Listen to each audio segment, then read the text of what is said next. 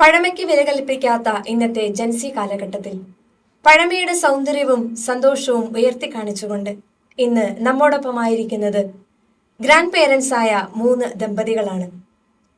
ഇവർ ജീവിച്ച കാലഘട്ടവും ഇവരുടെ മക്കളുടെ കാലഘട്ടവും അവരുടെ കൊച്ചുമക്കളുടെ കാലഘട്ടവും എല്ലാം കണ്ടറിഞ്ഞവരും അനുഭവിച്ചറിഞ്ഞവരുമാണല്ലോ ഇവർ. കുടുംബജീവിതത്തിന്റെ സന്തോഷവും ദാമ്പത്യ ജീവിതത്തിന്റെ സൗന്ദര്യവും ആസ്വദിച്ച് മുന്നേറുന്ന ഇവരുടെ ജീവിതാനുഭവങ്ങളിലേക്ക് നമുക്കും ഒന്ന് കടന്നു ചെല്ലാം. കഴിഞ്ഞ കുറെ വർഷങ്ങളായി കോതമംഗലം ധർമ്മഗിരി ഹോസ്പിറ്റലിൽ ആരോഗ്യരംഗത്ത് സേവനം ചെയ്യുന്ന, തങ്ങളുടെ സമയവും കഴിവും അനേകർക്കായി വ്യയം ചെയ്ത ഡോക്ടർ ബേബിയും അദ്ദേഹത്തിന്റെ വൈഫ് ഡോക്ടർ ലാലിയും നമ്മുടെ കൂടെയുണ്ട്.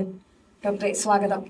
അറിവിനോടൊപ്പം ജീവിത മൂല്യങ്ങളും പകർന്നേകിക്കൊണ്ട് അനേക വർഷം അധ്യാപക വൃത്തിയിലൂടെ തങ്ങളുടെ ജീവിതത്തെ അനേകർക്കായി വ്യയം ചെയ്ത ജോസഫ് സാറും ത്രേസ്യാമ്മ ടീച്ചറും, ഈ സ്നേഹ സംഭാഷണത്തിലേക്ക് നിങ്ങൾക്കും സ്വാഗതം.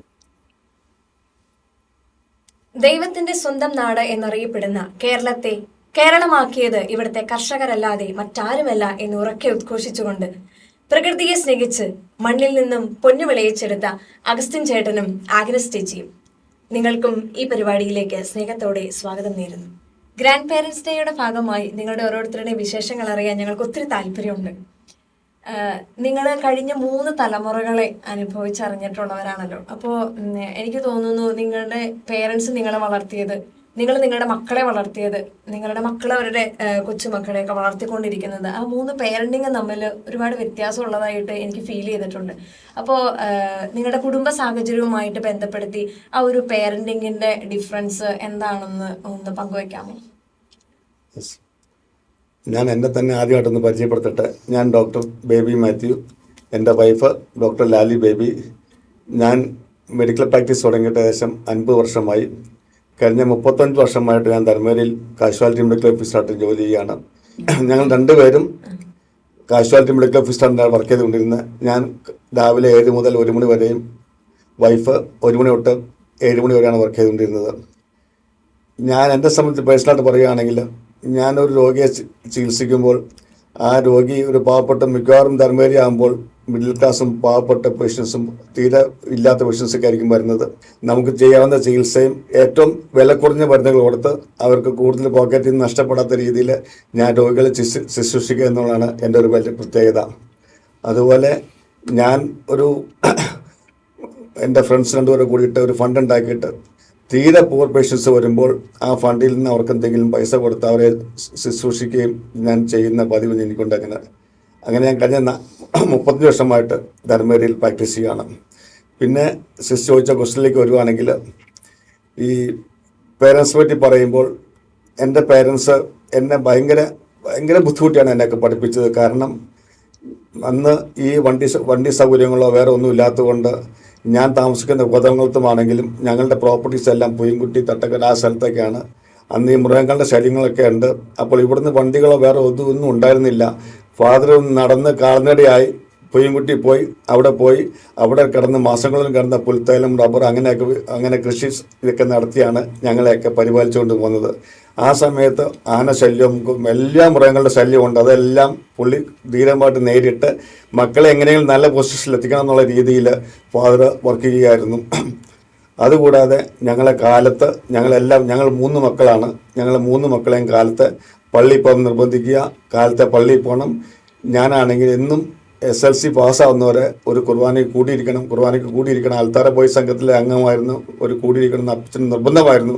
അങ്ങനെ അത് വളരെ കൃത്യമായിട്ട് ഞാൻ നോക്കുമായിരുന്നു. അങ്ങനെ പ്രാർത്ഥനയിൽ കൂടി ഞങ്ങളെ ആ രീതിയിലും ഞങ്ങളെ പഠിക്കാൻ വേണ്ടി എല്ലാ സഹായം ഞങ്ങളുടെ പേരൻസ് ഞങ്ങൾ ചെയ്യുമായിരുന്നു.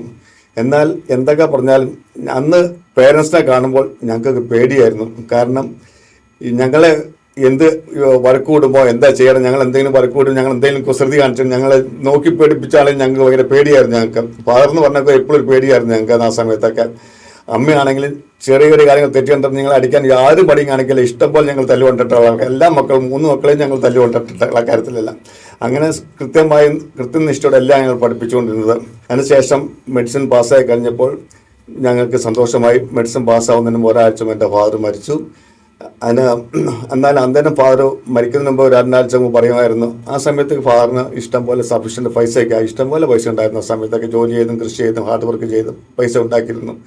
അന്നേരം എൻ്റെ ഫാദർ പറഞ്ഞതെന്ന് വെച്ചിട്ടുണ്ടെങ്കിൽ, നിങ്ങൾ എൻ്റെ പൈസ കണ്ട് നിങ്ങൾ വ്യാമോഹിക്കേണ്ട, നിങ്ങൾക്ക് ആ പൈസ ഉള്ളതല്ല. ഞാൻ ഒരു ഡിഗ്രി കിട്ടി ഡോക്ടറായി വന്നപ്പോൾ അദ്ദേഹം നേരം പറഞ്ഞത്, ഡോക്ടറാവുന്ന സമയത്തും പറഞ്ഞത്, നിങ്ങൾ എൻ്റെ പൈസ കണ്ട് നിങ്ങൾ ജോലി ചെയ്യാണ്ടിരിക്കണം, ഒരു ഇതായിക്കരുത്, എപ്പോഴും ജോലി ചെയ്യണം, വർക്ക് ചെയ്യണം, നിങ്ങൾ സ്വന്തമായിട്ട് പൈസ ഉണ്ടാക്കി നിങ്ങൾ ജീവിക്കാൻ നോക്കണമെന്നാണ് എനിക്ക് അഡ്വൈസ് തന്നിരുന്നത്. ഇപ്പോൾ എൻ്റെ മക്കളെ പറ്റി പറയുവാണെങ്കിൽ എനിക്ക് 3 മക്കളാണ് എനിക്കുള്ളത്. 2 പെൺമക്കൾ, ഒരു ആൺകുട്ടിയാണ്. അവരെല്ലാവരും വിവാഹം കഴിഞ്ഞ് എല്ലാവർക്കും മക്കളായി. ഞങ്ങളുടെ കാലഘട്ടം ഞങ്ങൾക്ക് പേരൻസിനൊക്കെ ഒരു പേടിയായിരുന്നു. ഇപ്പോൾ എൻ്റെ മക്കളുടെ കാലഘട്ടം വന്നപ്പോൾ, എൻ്റെ കാലഘട്ടം വന്നപ്പോൾ എൻ്റെ മക്കളൊക്കെ ഞാൻ എൻ്റെ ഫ്രണ്ട്സിനെ പോലെ വളർത്തിയത്, മക്കളായിട്ടല്ല വളർത്തിയത്. എല്ലാം ഫ്രണ്ട്സാണ് എല്ലാവരും. 3 മക്കൾ എൻ്റെ ഫ്രണ്ട്സായിരുന്നു. അപ്പോൾ എനിക്ക് അവരുമായിട്ട് കൂടുതൽ മിങ്കിൾ ചെയ്യാൻ പറ്റി. അവരുടെ ബുദ്ധിമുട്ടുകൾ, അവരുടെ വിഷമങ്ങൾ അവരകത്ത് ഇടപെടാൻ പറ്റി. അവരെല്ലാം കൂടുതൽ അഡ്വൈസ് ചെയ്യാൻ പറ്റി. എന്നിരുന്നാലും പണ്ടത്തെ പോലെ ഈ പള്ളിയിൽ പോക്കോ പ്രാർത്ഥനയൊക്കെ കുറവാണ് പൊതുവെ. കാരണം ഇപ്പോൾ ഒരു എന്താ പറയേണ്ടതിനെ പറ്റി പറയുകയാണെങ്കിൽ, പഠിത്തം എന്ന് പറയുന്നത് ഒരു മസ്റ്റ്, ഒരു ഏറ്റവും ഇമ്പോർട്ടൻസ് കൊടുക്കുന്ന, പ്രാർത്ഥനയെക്കാളും കൂടുതൽ ഏറ്റവും ഇമ്പോർട്ടൻസ് ഇപ്പോഴത്തെ കൊടുക്കുന്ന പഠിത്തത്തിനാണ് കൊടുക്കുന്നത്.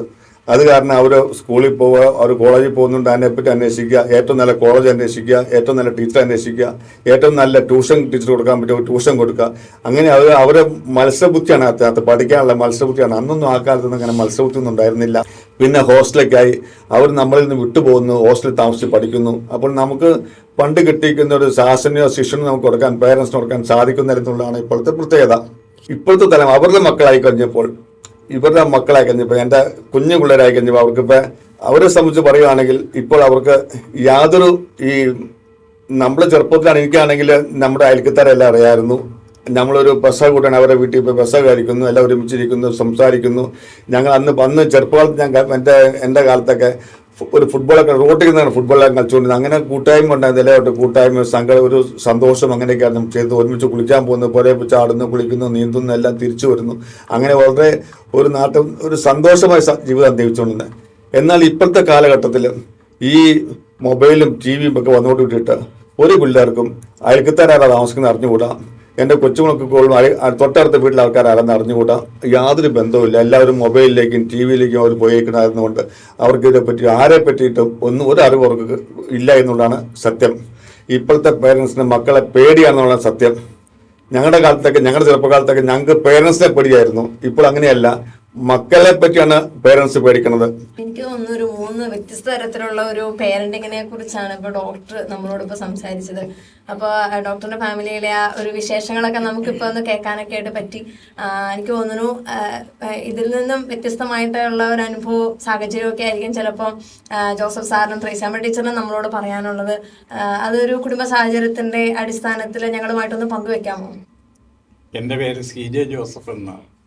കോതമംഗലം കോർപ്പറേറ്റ് എഡ്യൂക്കേഷൻ ഏജൻസിയുടെ കീഴിൽ ആണ് വർക്ക് ചെയ്ത് 2006 റിട്ടയർ ചെയ്തത്.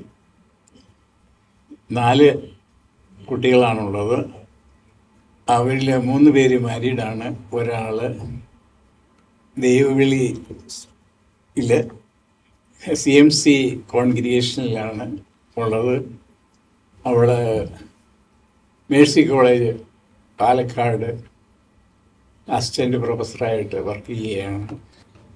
കുറച്ച് വിശേഷങ്ങൾ ത്രേസ്യാമ്മ ടീച്ചറിനോടും കൂടെ നമുക്കൊന്ന് ചോദിക്കാം. ടീച്ചർ എന്താ ഞങ്ങളോട് പറയാനുള്ളത്? ഞാൻ അല്പം എന്നെക്കുറിച്ച് പറയാം. എൻ്റെ പേര് ത്രേസ്യാമ്മ MB. ഞാൻ ഗവൺമെൻറ് ഹയർ സെക്കൻഡറിയിലെ പ്രിൻസിപ്പലായിട്ടാണ് റിട്ടയർ ചെയ്തത്. പിന്നെ എൻ്റെ പേരൻസ് എന്നെ വളർത്തിയ കാലത്തെക്കുറിച്ച് പറഞ്ഞാൽ കർഷക കുടുംബത്തിലാണ് ഞാൻ ജനിച്ചത്. എൻ്റെ അമ്മയും അപ്പനും 2 പേരും വളരെയേറെ ഉറച്ച ദൈവവിശ്വാസമുള്ള വ്യക്തികളായിരുന്നു. ഒരു കാര്യത്തെക്കുറിച്ച് ഇന്നും ഞാൻ എൻ്റെ മക്കളോടും കൊച്ചുമക്കളോടും പറയാറുള്ള കാര്യം, സന്ധ്യാപ്രാർത്ഥന എന്ന് പറയുന്നതിന് 1/2 മണിക്കൂർ മുമ്പെങ്കിലും ഞങ്ങൾ മക്കളെല്ലാവരും മുട്ടുകുത്തി കൈവിരിച്ച് പിടിച്ച് നിന്ന് അന്ന് 5 വയസ്സാകുമ്പോഴേക്കും കുർബാന സ്വീകരിക്കും. ആദ്യ കുർബാന സ്വീകരിക്കും. പഠിച്ച നമസ്കാരങ്ങൾ മുഴുവനും ചെല്ലണം. അതിനുശേഷമേ അപ്പനും അമ്മയും വന്ന് കുരിശു വരയ്ക്കാനായിട്ട് ഭാഗ്യകൊന്ത ചെല്ലാനും മറ്റു പ്രാർത്ഥനകളും തിരുഹൃദയ കൊന്തയ്ക്കും ഒക്കെ കൂടുമായിരുന്നുള്ളൂ. ആ കാര്യം വളരെയേറെ ഊന്നി ഞാൻ മക്കളോടും കൊച്ചുമക്കളോടും ഒക്കെ പറയാറുണ്ട്. അതാണ് ഒരു കാര്യം. പിന്നെയുള്ള ഒരു കാര്യം എന്ന് പറഞ്ഞു കഴിഞ്ഞാൽ കൃത്യതയാണ് ജീവിതത്തിൽ. കൃത്യസമയത്ത് എഴുന്നേൽക്കുക, കൃത്യസമയത്ത് കാര്യങ്ങൾ ചെയ്യുക. കർഷക കുടുംബമാണ്. അപ്പോൾ വളരെയേറെ നേരത്തെ പിതാവും പിതാവും മാതാവും എഴുന്നേൽക്കും, ആ ഒപ്പം ഞങ്ങളെയും ഏൽപ്പിക്കും. ഞങ്ങളും ചെയ്യാനുള്ള കാര്യങ്ങൾ ചെയ്യിക്കും. നേരം വെളുക്കുമ്പോഴത്തേനും അമ്മ അടുക്കളപ്പണികളെല്ലാം കഴിഞ്ഞ് 3-4 കിലോമീറ്റർ നടന്ന് അമ്മ എന്നും പള്ളിയിൽ പോകും. അപ്പച്ചൻ എന്നും പള്ളിയിലൊന്നും പോകുന്നില്ല, എങ്കിലും പ്രാർത്ഥനയും എല്ലാ കാര്യങ്ങളിലും വളരെ സജീവമായിരുന്നു. അതുപോലെ വിശ്വാസ പരിശീലനം, ഞായറാഴ്ചത്തെ സന്ധ്യാപ്രാർത്ഥന, നമസ്കാരങ്ങൾ ചെല്ലൽ, ഇതിലൊക്കെ വളരെയേറെ വൃത്തി മെനയും ഒക്കെയുള്ള വീടും പരിസരവും ഒക്കെ എപ്പോഴും വൃത്തിയായിരിക്കണം. കൃത്യമായിട്ട് കാര്യങ്ങളെല്ലാം ചെയ്യണം. എടുക്കുന്ന സാധനങ്ങൾ എടുത്തെടുത്ത് തന്നെ വയ്ക്കണം. ഇങ്ങനെ ഒത്തിരിയേറെ കൃത്യതയുള്ള വ്യക്തികളായിരുന്നു. ത്രേസ്യാമ്മ ടീച്ചറെ എങ്ങനെയാണ് കൊച്ചുമക്കളെയൊക്കെ വളർത്തുന്നത്? കൊച്ചുമക്കള് 3 പെൺകുട്ടികളും 1 ആൺകുട്ടി, അങ്ങനെ 4 കൊച്ചുമക്കളാണുള്ളത്. അതിൽ 2 കൊച്ചുമക്കള് ഒരു ഏതാനും വർഷം മുമ്പ് ഞങ്ങളുടെ അടുത്ത് 2 പേരും ഉണ്ടായിരുന്നു. പിന്നെ പ്രത്യേകമായിട്ടൊരു പറയാനുള്ള കാര്യം, ഞങ്ങളുടെ മുൻപുള്ള തലമുറകളോ ഞങ്ങളുടെ അല്ലെങ്കിൽ മക്കളെ വളർത്തിയതുപോലെ അല്ലല്ലോ. ഇന്നിപ്പോൾ 21-ാം നൂറ്റാണ്ടിൻ്റെ സെക്കൻഡ് ക്വാർട്ടറിലാണ് നമ്മൾ ജീവിക്കുന്നത് എല്ലാവരും. അപ്പോൾ ഇന്നിപ്പോൾ ഈ സോഷ്യൽ മീഡിയയും ഇൻസ്റ്റഗ്രാമും വാട്സാപ്പും ഇതിൻ്റെ വളരെയേറെ സ്വാധീനമുള്ള ഈ കാലത്ത് അവരെല്ലാം ഇതിനൊക്കെ എല്ലാം ഇങ്ങനെ തോണ്ടിക്കൊണ്ടിരിക്കും എപ്പോഴും.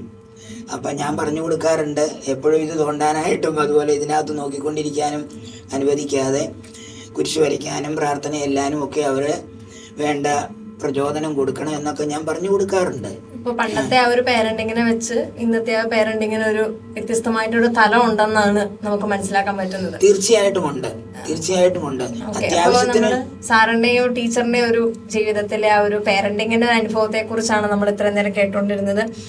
എനിക്ക് തോന്നുന്നു നമ്മുടെ ആഗസ്റ്റിൻ ചേട്ടനും ആഗ്നസ് ചേച്ചി ഇവിടെ ഉണ്ട്. എന്താണ് നിങ്ങളുടെ കുടുംബ സാഹചര്യവുമായി ബന്ധപ്പെടുത്തി എന്താ ഞങ്ങളോട് പറയാനുള്ളത്? എൻ്റെ പേര് അഗസ്റ്റിൻ, എൻ്റെ ചാച്ചൻ്റെ പേര് പത്രോസ്. 1943 സെപ്റ്റംബർ 9-ാം തീയതിയാണ് ഞാൻ ജനിച്ചത്. ഞങ്ങളുടെ കുടുംബത്തിൽ 9 മക്കളുണ്ടായിരുന്നു, ചാച്ചനും അമ്മയ്ക്കും. അതിൽ 3ാമനാണ് ഞാൻ. പാടത്തും പറമ്പിലും കഠിനാധ്വാനം ചെയ്താണ് എൻ്റെ അപ്പച്ചൻ ഞങ്ങളെ വളർത്തിയത്. ഞങ്ങൾ അറിവായി എന്ന് പറഞ്ഞാൽ സ്കൂളിൽ പോകുന്ന സമയത്തും ഞങ്ങൾ അപ്പച്ചനെ സഹായിക്കുവാൻ രാവിലെയും വൈകുന്നേരവും കാളയന്മാരുണ്ട്, പശുക്കളുണ്ട്, അവർക്ക് പുല്ലി എത്തുവാൻ കൂടുമായിരുന്നു. പുല്ലി എത്തിയിട്ടേ പോവുള്ളൂ. ഞാൻ 10ാം ക്ലാസ് വരെ പഠിച്ചതാണ്. 61-ൽ ഞാൻ SSLC കംപ്ലീറ്റ് ചെയ്തു. 1966 ഫെബ്രുവരി 14-ാം തീയതി എൻ്റെ ജീവിത പങ്കാളിയായിട്ട് കലയന്താനി ഇടവകയിൽ എട്ടനശ്ശേരി കുടുംബത്തിൽ സെബാസ്റ്റ്യൻ മറിയം ദമ്പതികളുടെ 3ാമത്തെ മകൾ ഈ ഇരിക്കുന്നത് എൻ്റെ ജീവിത പങ്കാളിയായി ഞാൻ തിരഞ്ഞെടുത്തു. ഞങ്ങളെ ഞങ്ങൾക്ക് 5 മക്കളാണുള്ളത്. 5 മക്കളെ മൂത്ത മകൾ SH തിരുഹൃദയ സഭയിൽ സന്യാസ സഭയിൽ ചേർന്നിട്ട് 33 വർഷമായി. അവളിപ്പോൾ ജർമ്മനിയിൽ നേഴ്സായിട്ട് ജോലി ചെയ്യുന്നു. 2ാമത്തെ മകൾ അവിടെ ഞാൻ കെട്ടിച്ച് വിട്ടു. മൂത്ത മകന് ഒരു ജോലിയുണ്ട്. അവൻ ബാംഗ്ലൂരൊരു അമേരിക്കൻ കമ്പനിയിൽ ജോലി ചെയ്യാൻ വേണ്ടി കഴിഞ്ഞ ദിവസം കയറിപ്പോയി. ഇളയവനോട് ഒരു വർക്ക്ഷോപ്പിൽ പണി തുടങ്ങിയിട്ട് 10-12 വർഷമായി. അവരങ്ങനെ കഴിയുന്നു. ഇടവകപ്പള്ളി സ്ഥാപിതമായ അന്ന് മുതൽ വിശ്വാസ പരിശീലന രംഗത്തും ചേട്ടനുണ്ടായിരുന്നു അല്ലേ? 66 മെയ് 29-നാണ് അവിടെ പള്ളി സ്ഥാപിതമാകുന്നത്. അപ്പോൾ അതിന് ഒരു പ്രത്യേക കാരണം കൂടിയുണ്ട്. പള്ളി സ്ഥാപിതമായി കഴിഞ്ഞപ്പോൾ അടുത്ത് നെടുങ്ങാട്ടച്ചൻ എന്നെ വിളിച്ചിട്ട് പറഞ്ഞു, അഗസ്റ്റിനെ അടുത്ത ഞായറാഴ്ച മുതൽ കുഞ്ഞുങ്ങളെ വേദപാഠം പഠിപ്പിക്കാൻ 3 പേര് 1, 2, 3 ക്ലാസ് നമുക്ക് ഇവിടെ തുടങ്ങാം. അതിൽ ഒരാളെയായിട്ട് അഗസ്റ്റിനെ തിരഞ്ഞെടുത്തിരിക്കുന്നു പറഞ്ഞു.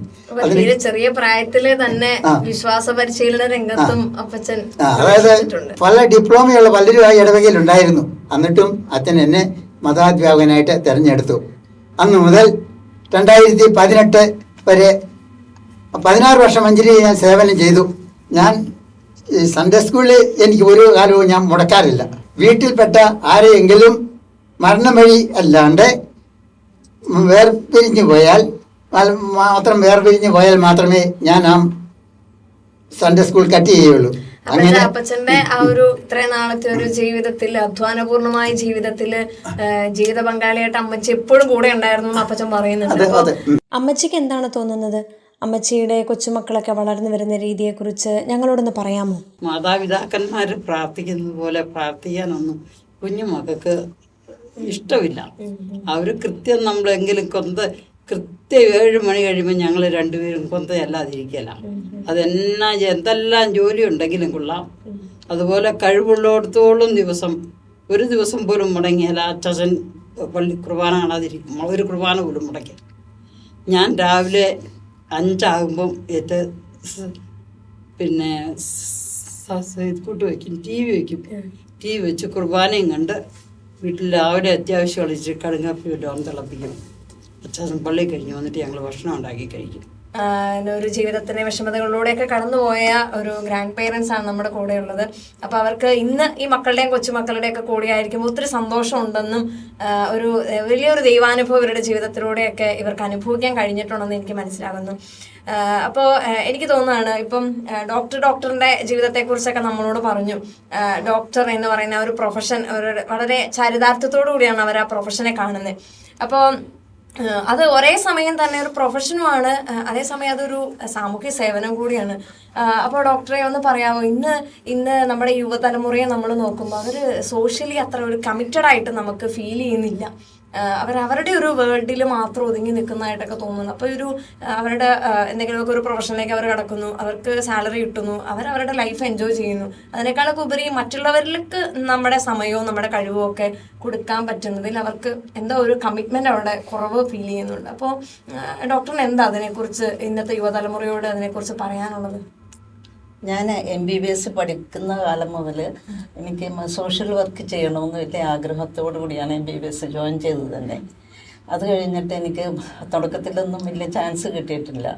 പിന്നീട് ധർമ്മയിൽ വർക്ക് ചെയ്യാൻ തുടങ്ങിയ പിന്നെ ഞാൻ രാവിലെ സമയം ഞാൻ ഫ്രീ ആയിരുന്നു.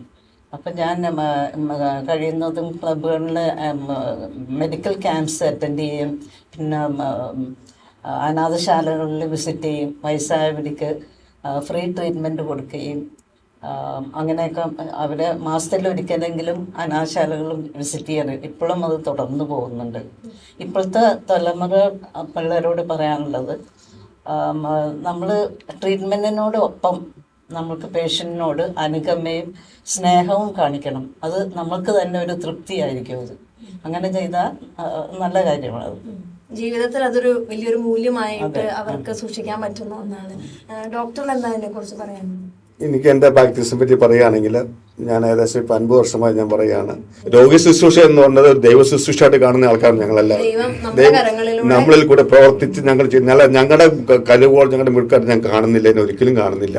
അവർക്ക് വേണ്ടത് നമ്മൾ ചിരിച്ചു കാണിക്കുക, നമ്മളവരെ ഐഡന്റിഫൈ ചെയ്യുക, നമ്മൾ തലവടി കൊടുക്കുക എന്ന് പറയുമ്പോൾ തന്നെ അവർ രോഗങ്ങൾ പകുതി മാറുന്നതായിട്ടാണ് ഞാൻ കാണുന്നത്. ഇന്നത്തെ യുവതലമുറയും ശരിക്കും അങ്ങനെയല്ലേ വരേണ്ടത്? ചില വ്യത്യാസങ്ങളൊക്കെ കാണുന്നുണ്ട്. പണ്ടത്തെ ഇതല്ല, ആ തലമുറയല്ല ഇപ്പോഴത്തെ ഡോക്ടേഴ്സ്. ആ വ്യത്യാസം അവരും കാണിക്കുന്നില്ല എന്ന് പറയുന്നില്ല. പക്ഷെ പണ്ടത്തെ അത്ര ഉണ്ടോന്ന് എനിക്ക് സംശയമുണ്ടെന്ന് എനിക്ക് തോന്നിക്കുന്നു. അതാണ് എനിക്ക്.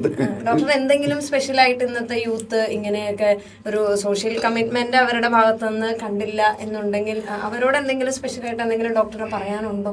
അല്ല, അവരോട് ഡോക്ടേഴ്സിനുള്ള എനിക്ക് പറയാനുള്ളത്, മനുഷ്യന് വേണ്ട, ഈ മനുഷ്യരാശിക്ക് വേണ്ടത് സ്നേഹവും കരുണയുമാണ് വേണ്ടത്. അവർക്ക് ആർക്കെങ്കിലും ഏത് ഫീൽഡിലാണെങ്കിലും അവർക്കത് കരുണയും സ്നേഹവും കൊടുക്കാൻ സാധിക്കും. ആ കരുണയും സ്നേഹം ഉണ്ടെങ്കിൽ ലോകത്തുള്ള എല്ലാ ഇത് പെട്ടെന്ന് ദേഷ്യം വരിക, പെട്ടെന്നുള്ള വൈരാഗ്യം ഉണ്ടാകുക, വഴക്കുണ്ടാവുക, അതൊക്കെ നമുക്ക് കുറയ്ക്കാൻ സാധിക്കുന്നതാണ് എനിക്ക് തോന്നുന്നത്. ഒരു എമ്പത്തറ്റിക് ആയിട്ടുള്ള ഒരു ബിഹേവിയർ എല്ലാവർക്കും ഉണ്ടാവണം. അങ്ങനെ ഒരു കൾച്ചർ നമ്മൾ ഇന്നത്തെ സമൂഹത്തിൽ യുവതലമുറ രൂപപ്പെടുത്തിയെടുത്താൽ നമുക്ക് എല്ലാവർക്കും ഒരുമയോടെ, സ്നേഹത്തോടെ, കൂട്ടായ്മയോടെ ഈ ലോകത്ത് ജീവിക്കാൻ പറ്റുമെന്നാണ് ഇപ്പോൾ ഡോക്ടർ നമ്മളുമായിട്ട് പങ്കുവച്ചത്. അപ്പോൾ എനിക്കിനി തോന്നുന്നത്, നമ്മുടെ ടീച്ചേഴ്സ് രണ്ടുപേരും ഇരിക്കുന്ന സാറും ടീച്ചറും നമ്മുടെ കൂടെയുണ്ട്. അവർ രണ്ടുപേരും ടീച്ചിങ് പ്രൊഫഷനിൽ ഉണ്ടായിരിക്കുന്നവരാണ്. അപ്പോൾ ഇവരുടെ ആ ഒരു പ്രൊഫഷൻ്റെ ഒപ്പം തന്നെ ഇവരുടെ ഫാമിലി ലൈഫ്, അവരുടെ ആ ഒരു ദാമ്പത്യ ജീവിതം, കുടുംബ ജീവിതം എല്ലാം വളരെ മനോഹരമാക്കി കൊണ്ടുപോയി അതിനകത്ത് സക്സസ്ഫുൾ ആയതുകൊണ്ടാണല്ലോ നമ്മുടെ കൂടെ ഇരിക്കുന്നത്. അപ്പോൾ എങ്ങനെയാണ് നിങ്ങൾക്ക് നിങ്ങളുടെ ഈ പ്രൊഫഷനും നിങ്ങളുടെ ആ ഒരു ഫാമിലി ലൈഫും ഒക്കെ ഒരുമിച്ച് കൊണ്ടുപോകാൻ പറ്റിയത്? അല്ലെങ്കിൽ മക്കളെയൊക്കെ എങ്ങനെയാണ് ആ ഒരു ദൈവവിശ്വാസത്തിൽ ആഴപ്പെടുത്തി വളർത്താൻ നിങ്ങൾക്ക് കഴിഞ്ഞത്? ഒന്ന് പങ്കുവെക്കാമോ ഞങ്ങളോട്? കുടുംബജീവിതത്തിലെ ജോലിക്ക് പോയിട്ട് വരുമ്പോൾ വീട്ടിൽ വേറെ ആരുമില്ല. അതിൻ്റേതായിട്ടുള്ള ബുദ്ധിമുട്ടുകൾ ഒത്തിരിയേറെ അനുഭവിച്ചു. എങ്കിൽ പോലും മക്കളുടെ കാര്യത്തിൽ ഒരു ബുദ്ധിമുട്ടും വരുത്താതെ അവർക്കിടെ വേണ്ടിയിട്ടുള്ള താങ്ങായും കരുത്തായും ശക്തിയായും എല്ലാവർക്കും വേണ്ടിയിട്ടുള്ള എല്ലാ പ്രോത്സാഹനവും സമയത്ത് തന്നെ കൊടുത്ത, ഇപ്പോഴും വിവാഹിതരാണെങ്കിൽ പോലും കൊച്ചുമകളുടെ മക്കളുമൊക്കെ ആയിട്ട് വരുമ്പോൾ അവർക്ക് എന്തെല്ലാം കാര്യങ്ങൾ ചെയ്തു കൊടുക്കാനായിട്ട് സമയബന്ധിതമായിട്ട് സാധിക്കുന്നുവോ അതവൻ്റെ പരമാവധി ചെയ്തു കൊടുക്കാൻ സാധിക്കുന്നുണ്ട്. മക്കളെല്ലാവരും നല്ല രീതിയിൽ ജീവിക്കുന്നു. ഒരാൾ ഈ CMC സഭയിൽ തന്നെയുണ്ട്. ധന്യമായൊരു ജീവിതം നയിക്കട്ടെ. അഞ്ജലി, സിസ്റ്റർ അഞ്ജലി. നമ്മളിപ്പോൾ പാലക്കാട് മേഴ്സി കോളേജിൽ പഠിപ്പിക്കുകയാണ്. അധ്യാപന ജീവിതത്തിന്റെ ഒപ്പം തന്നെ എനിക്ക് തോന്നുന്നു നിങ്ങളുടെ കുടുംബജീവിതം വളരെ മനോഹരമാക്കി വിശ്വാസത്തിൽ അധിഷ്ഠിതമാക്കി കൊണ്ടുപോകാനായിട്ട് നിങ്ങൾക്ക് സാധിച്ചതിന്റെ ആ ഒരു വലിയ ചരിതാർത്ഥ്യം നിങ്ങൾക്കുണ്ട് അല്ലെ, ആ ഒരു സന്തോഷം നിങ്ങൾക്കുണ്ട്. അപ്പൊ അത് നമ്മളുമായിട്ട് ഇപ്പൊ പങ്കുവെച്ചുകൊണ്ടിരിക്കുകയായിരുന്നു.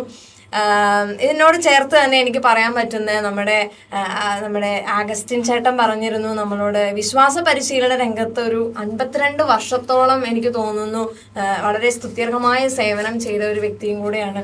അപ്പോൾ നമ്മൾ കേട്ടിട്ടുണ്ടല്ലോ വിശ്വാസത്തിന്റെ ആദ്യ കളറി എന്ന് പറയുന്നത് കുടുംബമാണെന്ന്. അപ്പോൾ കുടുംബത്തിൽ മാതാപിതാക്കൾക്ക് അല്ലെങ്കിൽ കുടുംബാംഗങ്ങൾക്ക് ഈ വിശ്വാസ പരിശീലന രംഗത്ത് എന്തെങ്കിലുമൊക്കെ ഒരു പ്രസക്തി ഉണ്ടോ? എന്ത് പങ്കാണ് അവർക്ക് പ്രത്യേകമായിട്ട് കുടുംബത്തിൽ കൊടുക്കാനുള്ളത്?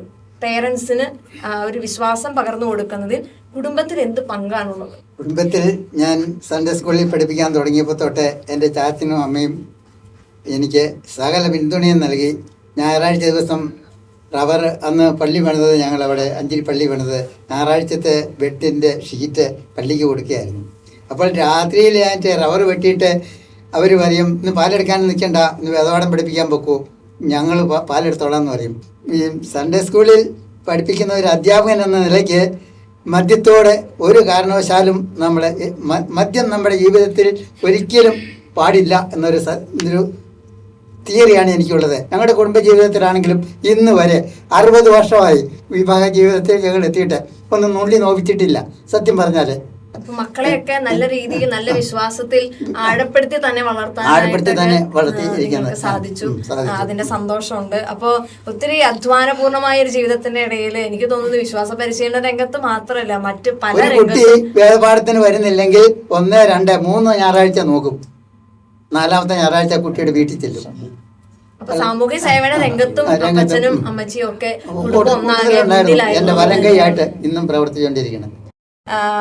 ഇനി എനിക്ക് തോന്നുന്നു ഇന്നത്തെ യുവതലമുറയെ കുറിച്ച് ജസ്റ്റ് നമ്മളൊന്ന് പറഞ്ഞിരുന്നു. അപ്പോൾ ഇന്നത്തെ യുവതലമുറയ്ക്ക് ഡ്രഗ് അഡിക്റ്റഡ് ആയിട്ടുള്ള കുട്ടികൾ, പിന്നെ മൊബൈൽ ഫോണിൽ അഡിക്റ്റഡ് ആയിട്ടുള്ള കുട്ടികളെ കുറിച്ചൊക്കെ, അപ്പോൾ നമ്മുടെ ശാരീരികമായിട്ടുള്ള മാനസികമായിട്ടുള്ള ആരോഗ്യത്തെയൊക്കെ തളർത്തുന്ന അല്ലെങ്കിൽ തകർക്കുന്ന പല പ്രശ്നങ്ങളൊക്കെയാണ് നമ്മൾ ഈ കാലങ്ങളിലൊക്കെ കേട്ടുകൊണ്ടിരിക്കുന്നത്. അപ്പോൾ ഇതിനെ നമുക്ക് എങ്ങനെ, ഈ ഒരു വെല്ലുവിളിയെ നമുക്ക് എങ്ങനെ മാറ്റിയെടുത്തിട്ട് കുറച്ചും കൂടെ നല്ലൊരു ശാരീരിക ആരോഗ്യത്തിലേക്ക് അല്ലെങ്കിൽ മാനസിക ആരോഗ്യത്തിലേക്ക് ഇന്നത്തെ യുവതലമുറയ്ക്ക് എങ്ങനെ വരാൻ പറ്റുമെന്നാണ് ഡോക്ടർ എന്താ പറയുന്നത്? ഇതിനെക്കുറിച്ച് എന്താണ് ഡോക്ടറിന്റെ ഒരു അഭിപ്രായം? അത് മാറ്റിയെടുക്കണമെങ്കിൽ ഒരാളോ ഒരു ഫാമിലിയോ ഒരാളോ കുറച്ചുപേരെ മാത്രം ശ്രമിച്ചാൽ പോരാ. ഇവിടെയുള്ള എല്ലാ പേരൻസും എല്ലാം അവരവരുടെ മക്കളെ വാച്ച് ചെയ്യുകയും അവരെ അതിനകത്തേക്ക് വീഴാണ്ട്, ഈ മാരകമായ സ്ഥാനത്തേക്ക് വീഴാണ്ട് ശ്രദ്ധിക്കുക എന്നുള്ളതാണ് ഏറ്റവും ഇമ്പോർട്ടൻ്റ് ആയിട്ടുള്ള കാര്യം. ഇന്നത്തെ കാര്യം ഒന്നാമത് തന്നെ ഇപ്പോഴത്തെ പേരൻസ് എല്ലാവരും വെരി ബിസി പേരൻസ് ആണ്. എല്ലാവരും ജോലിക്കാർ, അവർ ജോലിക്ക് പോകുന്നു, ഭാര്യ ജോലിക്ക് പോകുന്നു, മക്കളിൽ ഹോസ്റ്റലിൽ നിൽക്കുന്നു. അതുപോലെ ആർക്കും ഒരു പ്രോപ്പർ കൺട്രോൾ കിട്ടുന്നില്ല. അപ്പോൾ ആ കൺട്രോൾ ഉണ്ടാക്കണം എങ്ങനെയാണെന്ന് നമുക്ക് പറഞ്ഞു നോക്കാൻ സാധിക്കുന്നില്ല. എല്ലാവരും പേരൻസ് ഈ മക്കളെ ഉപദേശിക്കുക, മാക്സിമം കൊടുക്കുക. ഈ മീഡിയകളാണ് ഇതിനെല്ലാം കുഴപ്പമുണ്ടാക്കുന്നത്. കാരണം ഈ വാട്സപ്പ്, ഈ ഇൻസ്റ്റാഗ്രാം, ഫേസ്ബുക്ക്, അങ്ങനെ എല്ലാ രീതിയിലും ഈ പിള്ളേരെല്ലാം അതിൽ കൂടിയാണ് മോശമായി പോകുന്നത്. അപ്പോൾ നമ്മളിപ്പോൾ ഡോക്ടറിന്റെ ഒരു അഭിപ്രായമാണ് നമ്മളിപ്പോൾ കേട്ടുകൊണ്ടിരുന്നത്. ഇതിനോട് കൂട്ടിച്ചേർത്ത് തന്നെ എനിക്ക് ചോദിക്കാനുണ്ട്. നമ്മളിപ്പോൾ രണ്ട് ഫാമിലി ഇവിടെ പരിചയപ്പെട്ടതിൽ രണ്ടുപേരുടെയും മക്കള് സന്യാസ ജീവിതത്തിലേക്ക് അല്ലെങ്കിൽ സമർപ്പിത ജീവിതത്തിലേക്ക് പ്രവേശിച്ചതായിട്ട് നമ്മളോടൊപ്പം പങ്കുവച്ചു. അപ്പോൾ അങ്ങനെ ഒരു ദൈവവിളി സ്വീകരിച്ച് സന്യാസ ജീവിതത്തിലേക്ക് പ്രവേശിച്ചപ്പോൾ, അല്ലെങ്കിൽ മകൾ അങ്ങനെ ഒരു ദൈവവിളിയെ കുറിച്ച് എനിക്ക് സന്യാസ ജീവിതത്തിലേക്ക് പോകണമെന്നൊക്കെ പറഞ്ഞപ്പോൾ എങ്ങനെയായിരുന്നു നിങ്ങൾ അതിനെക്കുറിച്ച് അതിനോട് റെസ്പോണ്ട് ചെയ്തത്? ഇന്നത്തെ കാലഘട്ടത്തിന്റെ ഈ സോഷ്യൽ മീഡിയയും ഇൻസ്റ്റഗ്രാമും വാട്സപ്പും എല്ലാം ഉള്ള ഇന്നത്തെ കാലഘട്ടത്തില് സന്യാസത്തിനായാലും പൗരോഹിത്യത്തിനായാലും എല്ലാത്തിനും ഇപ്പൊ ഇവിടെ പറഞ്ഞതുപോലെ വിവാഹ ജീവിതം വരെ വേണ്ടാന്ന് പറയുന്ന കുട്ടികളുണ്ട്, പിന്നെ മക്കളുണ്ട്. അപ്പൊ അഥവാ വിവാഹ ജീവിതത്തിൽ പ്രവേശിച്ചു കഴിഞ്ഞാൽ മക്കളെ വേണ്ട സ്വീകരിക്കാൻ തയ്യാറില്ലാത്തവരുണ്ട്. അപ്പൊ ഇങ്ങനെ പോയി കഴിഞ്ഞാല് അത് നന്നായിട്ട് ജീവിക്കാൻ പറ്റുമോ എന്നൊക്കെയുള്ള ഒരു ചിന്താഗതിയായിരുന്നു എൻ്റെ മനസ്സിൽ കൂടുതലായിട്ടും. പിന്നെ കാലം അങ്ങനെ പോയി, അവിടെ വെസ്റ്റേഷനൊക്കെ കഴിഞ്ഞു. അത് കഴിഞ്ഞ് പഠിച്ചൊക്കെ ഇപ്പോൾ ജോലിയിലൊക്കെ ആയി നന്നായിട്ട് ജീവിക്കുന്നുണ്ടെന്നാണ് മനസ്സിലാക്കാൻ സാധിച്ചത്. എല്ലാം ഞാൻ കുറച്ചു മുമ്പ് പറഞ്ഞതുപോലെ ദൈവകൃപ ഒന്ന് മാത്രമാണ് ഏത് ജീവിതാവസ്ഥയിൽ ജീവിച്ചാലും അവരെല്ലാം മുൻപോട്ട് നയിക്കുന്നത് എന്ന് നന്നായിട്ട് പറയാനായിട്ട് സാധിക്കും. അപ്പൊ ദൈവകൃപയിൽ ആശ്രയിച്ചുകൊണ്ട് അല്ലെങ്കിൽ ദൈവവിശ്വാസത്തിൽ ആഴപ്പെട്ടുകൊണ്ടാണ് മകളെ സന്യാസ ജീവിതത്തിലേക്ക് അല്ലെങ്കിൽ സമർപ്പിത ജീവിതത്തിലേക്ക് നിങ്ങൾ പ്രവേശിപ്പിച്ചത്. പിന്നെ ഏത് ജീവിതാവസ്ഥയിലാണെങ്കിലും ആ ഒരു ജീവിതാവസ്ഥയ്ക്ക് അതിൻ്റെതായ ഒരു മഹത്വം ഉണ്ടെന്നും കൂടെ ടീച്ചർ നമ്മളോട് മഹത്വം ഉണ്ട്. ആ ജീവിത വിശുദ്ധി അഭംഗുരം കാത്തു സൂക്ഷിക്കണം, അതാണ് വേണ്ടുന്നത്. അപ്പൊ വിവാഹ ജീവിതവും സന്യാസ ജീവിതവും പിന്നെ പൗരോഹിത്യ ജീവിതം അതെല്ലാം ജീവിതത്തിന്റെ ഒരു വ്യത്യസ്ത നല്ല ജീവിത വിശുദ്ധി വിളിയിലൂടെ കടന്നു പോകുന്ന ഒരു വ്യത്യസ്ത മാനങ്ങളായിട്ട് അത് പറയുന്നുണ്ട്. അപ്പം എനിക്ക് തോന്നുന്നു നമ്മളിപ്പോ സന്യാസ ജീവിതത്തെ കുറിച്ച് പറഞ്ഞതുപോലെ തന്നെ വിവാഹ ജീവിതത്തിലേക്ക് പ്രവേശിക്കാൻ മടി കാണിക്കുന്നവര് ഇനി പ്രവേശിച്ചാൽ വളരെ ചെറിയ കാരണങ്ങൾ കൊണ്ട് പോലും ഇന്നത്തെ യുവതലമുറ ആ ഒരു വിവാഹ ജീവിതം എന്ന് പറയുന്ന ഒരു ഉടമ്പടിയിൽ നിന്ന് മാറി നിന്നുകൊണ്ട് ഡിവോഴ്സ് കേസിലേക്കൊക്കെ പോകുന്ന പല കാര്യങ്ങളെ കുറിച്ച് നമ്മൾ കേൾക്കുന്നുണ്ട്. അപ്പം പിന്നെ ഇനി വിവാഹം ചെയ്താലും കുട്ടി വേണ്ട, നമുക്ക് കരിയർ മതി, കുട്ടി വേണ്ട എന്നുള്ള ഒരു രീതിയിലേക്ക്, അല്ലെങ്കിൽ കരിയർ സെറ്റാക്കിയിട്ട് കുട്ടി മതി, അങ്ങനെയൊക്കെ പല രീതിയിൽ ചിന്തിച്ചു പോകുന്ന ഇന്നത്തെ യുവതലമുറയുണ്ട്. അപ്പം എനിക്ക് തോന്നുന്നു അപ്പച്ചനും അമ്മച്ചിക്കും എന്തെങ്കിലും ഇന്നത്തെ ആ ഒരു യുവതലമുറയെ കുറിച്ച് ഞങ്ങളുമായിട്ട് പങ്കുവെക്കാനുള്ളൂ. ഡിവോഴ്സ് കേസസ് ഒക്കെ ഇന്ന് കൂടുന്ന ഈ ഒരു സാഹചര്യത്തിൽ എന്താണ് ഈ ഒരു വിവാഹ ജീവിതവും ദാമ്പത്യ ജീവിതവും ഒക്കെ ഏറ്റവും ശ്രേഷ്ഠമായിട്ട് കൊണ്ടുനടന്നുകൊണ്ടാണല്ലോ നിങ്ങൾ ഇത്ര വർഷങ്ങൾ മനോഹരമായിട്ട് നിങ്ങൾ കുടുംബജീവിതം കൊണ്ടുവരുന്നത്. അപ്പോൾ എന്താണ് അതിന്റെ ഒരു മൂല്യത്തെക്കുറിച്ച്, ശ്രേഷ്ഠതയെക്കുറിച്ച്? മൂല്യം എന്ന് പറഞ്ഞാല് വിവാഹ ജീവിതം എപ്പോഴും ദൈവാധിഷ്ഠിതമായിരിക്കണം, ദൈവത്തിൽ ആശ്രയിച്ചുകൊണ്ട് ജീവിക്കുക. എന്തെങ്കിലും ഞങ്ങളുമായിട്ട് ഇതിനെ കുറിച്ച് പങ്കുവെക്കാനുണ്ടോ? നിസ്സാര വിഷയം മതി. നമ്മളാരും ഇന്ന് പണ്ടുള്ള ഒരു അത് പറഞ്ഞ് ഇച്ചിരി കഴിയുമ്പോൾ അച്ഛൻ അത് മാറ്റം വരും എന്ന് വിചാരിക്കും നമ്മൾ. അതായത് നമ്മൾ അന്നേരത്തെ അരിശം കൊണ്ടോ അല്ലെ ജോലിയുടെ ഭാരം കൊണ്ട് നമ്മൾ ചെയ്താന്ന് ഓർക്കും, അല്ലെ എന്തെങ്കിലും പെട്ടെന്നുള്ള ഇതിനെ പറഞ്ഞു വന്നവർക്കും. ഇന്നുള്ളവരങ്ങനെയല്ല. എന്തെങ്കിലും അങ്ങ് പറഞ്ഞു പോയാൽ പറഞ്ഞതിന് ഭയങ്കര ശക്തിയോടുകൂടി എടുക്കുക. അതാണ് ഇന്നുള്ളവരുടെ ജീവിതം. അതാണ് എനിക്ക് പറയാനുള്ളത്. അപ്പോൾ കുടുംബജീവിതത്തിന്റെ വിവാഹ ജീവിതത്തിന്റെ ഒരു മഹത്വത്തെക്കുറിച്ച്, മൂല്യത്തെക്കുറിച്ചൊക്കെയാണ് ഇവർ നമ്മളോട് പങ്കുവച്ചത്. ഇനിയും നമുക്ക് ചിന്തിച്ചു നോക്കിയാൽ വിവാഹ ജീവിതത്തിലേക്ക് പ്രവേശിച്ചിട്ട് അവരുടെ ലൈഫ് സെറ്റ് ആവാനൊക്കെ വേണ്ടിയിട്ട് ഒരുപാട് പേര് പുറത്തേക്ക് പോകുന്നവരുണ്ട്. അപ്പോൾ ഇന്ന് കേരളത്തിലെ മാതാപിതാക്കൾക്ക് അല്ലെങ്കിൽ പേരൻസിനുള്ള ഏറ്റവും വലിയ സങ്കടം എന്ന് പറയുന്നത് അവര് വലിയ മണിമാളികളിൽ അവര് ഒറ്റയ്ക്ക് ജീവിക്കുന്നു എന്നുള്ളതാണ്. അവര് ഹസ്ബൻഡ് ആൻഡ് വൈഫ് അവർ തന്നെ ജീവിക്കുന്നു, മക്കളും കൊച്ചുമക്കളും ഒന്നും കൂടെ ഇല്ല. അവര് ഓരോ ജീവിതത്തിന്റെ സാഹചര്യങ്ങൾ കൊണ്ടെങ്കിൽ ജീവിതം മെച്ചപ്പെടുത്താനൊക്കെ വേണ്ടിയിട്ട് അവർ ജോലിക്കൊക്കെ വേണ്ടി കഷ്ടപ്പെട്ട് ജീവിക്കാൻ വേണ്ടി തന്നെയായിട്ടാണ് അവർ പുറത്തേക്കൊക്കെ പോകുന്നത്. പക്ഷെ ഒരു തരത്തിൽ അതൊരു നന്മയാണെങ്കിലും വേറൊരു വശത്തേക്ക് നമ്മൾ നോക്കുമ്പോൾ ഈ പേരൻസിന്റെ സങ്കടം നമ്മൾ കാണുന്നതാണ് നമ്മുടെ നിത്യജീവിതത്തിൽ. അപ്പോൾ എനിക്ക് തോന്നുന്നു ഡോക്ടറിന്റെ ഒരു ഇത്രയും നാളത്തെ ഒരു ജീവിതാനുഭവം ഒക്കെ വെച്ചുകൊണ്ട് എന്താണ് അതിനെക്കുറിച്ച് ഞങ്ങളുമായിട്ട് പങ്കുവെക്കാനുള്ളത്? സിസ്റ്റർ പറഞ്ഞ കാര്യം വളരെ സത്യമുള്ള കാര്യമാണ്. ഇന്നിപ്പോൾ കേരളത്തിലെ പറ്റി നമ്മൾ പറയുമ്പോൾ എല്ലാവരും വിദ്യാസമ്പന്നന്മാരും, മജോറിറ്റി ആൾക്കാരെ വിദ്യാസമ്പന്നമാണ്. നമ്മളൊരു ജോലി അന്വേഷിച്ച് പോവുകയാണെങ്കിൽ ഒരു 5 വേക്കൻസി ഉണ്ടെങ്കിൽ 5000 പേരായിരിക്കും വരുന്നത്, 10 വേക്കൻസി ഉണ്ടെങ്കിൽ 10000 പേരായിരിക്കും വരുന്നത്. അങ്ങനെ വരുമ്പോൾ മജോറിറ്റി ആൾക്കാർക്കും ജോലി കിട്ടുന്നില്ല. എല്ലാവരെയും ഇപ്പോഴത്തെ പുതിയ തലമുറയ്ക്ക് എങ്ങനെയും നല്ല ജോലി കിട്ടുക, കാശ് സമ്പാദിക്കുക, വലിയ വീടുകൾ പണിയുക, സ്വസ്ഥമായിട്ട് ജീവിക്കുക, ആഡംബരമായിട്ട് ജീവിക്കുക എന്നാണ് എല്ലാവരുടെയും മനസ്സിലെ അവരുടെ ആഗ്രഹങ്ങളും. അങ്ങനെ വെച്ച് നോക്കുമ്പോൾ ഇപ്പോഴത്തെ പുതിയ തലമുറകളിൽ കാണുന്ന ഏറ്റവും എളുപ്പമാർഗം പുറത്ത് രാജ്യങ്ങളിൽ കടന്നു പോവുക, അവിടെ പോയി ജോലി സമ്പാദിക്കുക, ജോലി കിട്ടുക, അവിടെ ജീവിക്കുക എന്നുള്ളതാണ് അവരുടെ സമ്മതം. എന്നാൽ നമുക്ക് ഇപ്പോഴത്തെ ഞങ്ങളെപ്പോലുള്ള പേരൻസിന് പ്രായമായവർക്ക് അവരുടെ അഭിപ്രായത്തോട് യോജിക്കലാണ് ഞങ്ങൾക്ക് വേറെ യാതൊരു മാർഗ്ഗവും ഇല്ല. നമ്മൾ എങ്ങനെയെങ്കിലും നമ്മൾ സഹിച്ച് സന്തോഷമായിട്ട് ജീവിക്കുക, അവരായിട്ട് അവർ സത്യസന്ധമായിട്ടും നീതിയായിട്ടും നല്ലവനായിട്ടും ദൈവത്തെ ആശ്രയിച്ചും ജീവിച്ച് നന്നായി വരട്ടെ എന്ന് മനസ്സിൽ പ്രാർത്ഥിക്കുകയല്ലാണ്ട് അങ്ങനെ ഒരു ഉദ്ദേശം മാത്രമേ ഞങ്ങൾക്ക് ഇപ്പോൾ ഉള്ളൂ. ഏതായാലും ഇപ്പോൾ കേരളത്തിൽ നോക്കുകയാണെങ്കിൽ നമ്മുടെ നാട്ടിൽ നോക്കുകയാണെങ്കിൽ പല വീടുകളിലും അവർ 40% വീടുകളിൽ പേരൻസ് തന്നെയാണ് ജീവിക്കുന്നത്. ഇപ്പോൾ എല്ലാവരും പേരൻസിനെ കുറിച്ച് അഡ്ജസ്റ്റ് ചെയ്ത് തുടങ്ങിയെന്ന് എനിക്ക് തോന്നുന്നു. ആ ജീവിതത്തിലേക്ക് അഡ്ജസ്റ്റ് ചെയ്ത് വരും എന്ന് വരാതെ നിവൃത്തിയില്ല. ഞങ്ങൾ അങ്ങനെ അഡ്ജസ്റ്റ് ചെയ്യാൻ നോക്കിക്കൊണ്ടിരിക്കുകയാണ്. അതാണ് ഞങ്ങൾക്ക് മാർഗം എന്നാണ് എനിക്ക് തോന്നിക്കുന്നത്. ഡോക്ടർ പറഞ്ഞത് കേട്ടിട്ട് എനിക്ക് തോന്നുന്നു ശരിക്കും മക്കൾക്ക് മാതാപിതാക്കളോട് സ്നേഹമില്ലാത്തതുകൊണ്ടോ അവരുടെ കൂടെ ആയിരിക്കുന്നത് ഇഷ്ടപ്പെടാത്തതുകൊണ്ടോ ഒന്നുമല്ല. അവർക്ക് എപ്പോഴും ആ ഒരു സ്നേഹവും കരുതലും കൂടെ ആയിരിക്കണം എന്നൊക്കെ ഒരു താല്പര്യം അവർക്കുണ്ട്. പക്ഷെ ജീവിതം കുറച്ചും കൂടെ മെച്ചപ്പെടുത്തണം, അല്ലെങ്കിൽ കുറച്ചും കൂടെ ഒരു മെച്ചപ്പെട്ട ഒരു ജീവിത രീതിയിലേക്ക് അവർക്ക് കടന്നു വരണം എന്നുള്ള ഒരു ഉദ്ദേശം അവരുടെ മനസ്സിൽ വന്നപ്പോൾ അവർക്ക് ചിലപ്പോൾ പുറത്തേക്ക് പോകേണ്ടതായിട്ട് വരും, അല്ലെങ്കിൽ നല്ലൊരു ജീവിത രീതി സ്വന്തമാക്കാൻ വേണ്ടിയിട്ട് വേറൊരു ജോലി രംഗമൊക്കെ തേടി പോകേണ്ടതായിട്ട് വരും. അപ്പം നമ്മളായിരിക്കുന്ന സാഹചര്യത്തിൽ നിന്ന് അവർ ചിലപ്പോൾ അകലെയായിരിക്കാം. പക്ഷെ എനിക്ക് തോന്നുന്നു അവർക്കും ആ ഒരു സ്നേഹവും അടുപ്പവും ഇന്ന് നമ്മളോടുണ്ട്. നമ്മളിപ്പോൾ ഒറ്റയ്ക്കാണ് അല്ലെങ്കിൽ തന്നെയൊക്കെ ജീവിക്കേണ്ട വരുന്നു എന്നുള്ള സങ്കടം ഇന്നത്തെ പേരൻസിനുണ്ടെങ്കിൽ പോലും നമ്മളതൊക്കെ ആയിട്ട് അഡ്ജസ്റ്റ് ചെയ്ത് വരുന്ന ഒരു സാഹചര്യമാണ് ഇന്ന് പൊതുവെ കാണുന്നത്. അപ്പോൾ ഇത് നമ്മൾ അതിനെ അംഗീകരിക്കുക, അതുമായിട്ട് പൊരുത്തപ്പെട്ട് പോവുക, ദൈവവിശ്വാസത്തോടെ മുന്നേറുക എന്നൊരു കാര്യമാണ് എനിക്ക് ഇതുമായിട്ട് കൂടിച്ചേർത്ത് പറയാനുള്ളത്. ഒരു തലമുറയെ തന്നെ വാർത്തെടുത്ത് നമ്മുടെ കൂടെയായിരുന്ന ഈ മാതാപിതാക്കൾ ഓരോരുത്തരും ഒരേ സമയം തന്നെ നമുക്ക് മാതൃകയുമാണ്, അതേസമയം വെല്ലുവിളിയും കൂടെയാണ്. അപ്പോൾ അവരുടെ ജീവിതാനുഭവങ്ങളെ കുറിച്ചാണ് കുറച്ച് സമയമായിട്ട് നമ്മൾ കേട്ടുകൊണ്ടിരുന്നത്. എനിക്ക് തോന്നുന്നു ഇത് ഇവരുടെ മാത്രം വാക്കുകളല്ല, ഇവരെ പോലെയുള്ള ഗ്രാൻഡ് പേരൻസ് നമ്മുടെ കൂടെയുണ്ട്. അവരുടെ വാക്കുകൾ തന്നെയാണ് ഇവരുടെ നാവിലൂടെ നമ്മൾ ശ്രവിച്ചത്. അപ്പോൾ ഈ ഒരു തലമുറയെ വാർത്തെടുക്കാനായിട്ട് ഇവർ ഏറെ അത്യധ്വാനം ചെയ്തിട്ടുണ്ട്. ഇവരുടെ അധ്വാനങ്ങൾ നമുക്കും നമ്മുടെ ഹൃദയങ്ങളിൽ ഏറ്റുവാങ്ങാം. അപ്പോൾ എനിക്ക് തോന്നുന്നു ജെൻസി വൈബിൻ്റെ കൂടെ തന്നെ നമ്മൾ ഈ പഴയ തലമുറയുടെ ജീവിത മൂല്യങ്ങൾ കൂടി കൂട്ടിച്ചേർത്തെങ്കിലാണ് നമ്മുടെ ജീവിതവും അർത്ഥപൂർണമാക്കി മുന്നോട്ട് കൊണ്ടുപോകാനായിട്ട് നമുക്ക് സാധിക്കുകയുള്ളൂ. അപ്പോൾ നമുക്കറിയാം ഇവരുടെ വിയർപ്പിൻ്റെ ഫലമാണ് നമ്മൾ ഇന്ന് അനുഭവിക്കുന്ന സൗഭാഗ്യം. അത് നമുക്ക് മറക്കാതിരിക്കാം. നമ്മുടെ കുടുംബങ്ങളിലുള്ള ഗ്രാൻഡ് പേരൻസിനെ നമുക്ക് നന്നായി സ്നേഹിക്കാം, അവരെ നമുക്കൊരിക്കലും ഒറ്റപ്പെടുത്താതിരിക്കാം. നമ്മുടെ കൂടെ അവരെയും കൂടെ നമുക്ക് കൂട്ടിച്ചേർക്കാം. മക്കളുടെയും കൊച്ചുമക്കളുടെയും കൂടെയൊക്കെ ആയിരിക്കുന്നത് ഒത്തിരി സന്തോഷപ്രദമാണെന്ന് ഇവർ നമ്മളുമായിട്ട് പങ്കുവച്ചു. അപ്പോൾ നമ്മുടെ ചുറ്റുപാടുമുള്ള പേരൻസിനെ, ഗ്രാൻഡ് പേരൻസിനെ ഒക്കെ സ്നേഹിക്കാൻ നമുക്കും ശ്രമിക്കാം. അപ്പോൾ ഈ ഒരു കുറച്ച് സമയം ഞങ്ങളുടെ കൂടെ ആയിരുന്ന ഈ 3 ദമ്പതികൾക്കും ഏവരുടെയും പേരിൽ ഒത്തിരി സ്നേഹത്തോടെ നന്ദി അർപ്പിക്കുന്നു.